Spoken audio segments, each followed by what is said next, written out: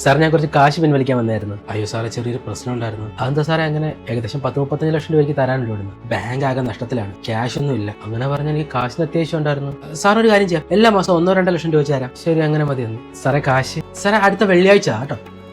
സാറേ അടുത്ത ആഴ്ച അടുത്ത മാസം സാറേ കേട്ടോ, അടുത്ത വ്യാഴാഴ്ച. ചേട്ടാ എന്തായി കാശിന്റെ കാര്യം? കാശൊന്നും കിട്ടിയില്ലെന്നേ. അവരെന്നെ ഇട്ട് കുരങ്ങ് കളിപ്പിക്കുക. ചേട്ടാ എനിക്ക് 2 ദിവസമായിട്ട് വയറിന് ഭയങ്കര വേദന. നമുക്ക് ഹോസ്പിറ്റലിൽ പോയാലോ? നിങ്ങളുടെ ഭാര്യയുടെ യൂട്രസിന് ചെറിയൊരു പ്രശ്നമുണ്ട്. എത്രയും പെട്ടെന്ന് ഒരു ഓപ്പറേഷൻ വേണം. ഏകദേശം 2 ലക്ഷം രൂപ ചെലവ് വരും. സാറേ എത്രയും പെട്ടെന്ന് എനിക്ക് 2 ലക്ഷം രൂപ വേണം. എന്റെ ഭാര്യയ്ക്ക് ഒരു ഓപ്പറേഷൻ ഉണ്ട്. അവിടെ മാറി നിൽക്കണോ? തന്റെ ഒരു കാശ് സാറേ ഇവിടെ ബാങ്കിൽ നിന്ന് കാശിലാ കഷ്ടപ്പെടുക. അവരെന്നെ ബാങ്ക് ഇട്ട് അപമാനിച്ചടി. ഈ കാശ് എന്ത് ചെയ്യുമെന്ന് എനിക്ക് പിടുത്തമില്ല. നമുക്ക് ആ സെക്രട്ടറിനെ ഒന്ന് വിളിച്ചു നോക്കിയാലോ? ഹലോ സഖാവേ, തന്നെ ഞാൻ വിളിക്കാതിരിക്കുക. താനത്തിനാ ബാങ്കിൽ പോയി അലമ്പുണ്ടാക്കിയത്. ഞാനല്ല പ്രശ്നം ഉണ്ടാക്കിയത്. താനടുത്ത് സ്റ്റാഫിനെ പിടിച്ച് തള്ളിയെന്ന് കേട്ടല്ലോ. അവരെന്നെ പിടിച്ച് തള്ളിയേ. തനിക്കെല്ലാം തല്ലി കിട്ടാതിന്റെ കുറ ശരിയാക്കി തരുന്നുണ്ട് ഞാൻ.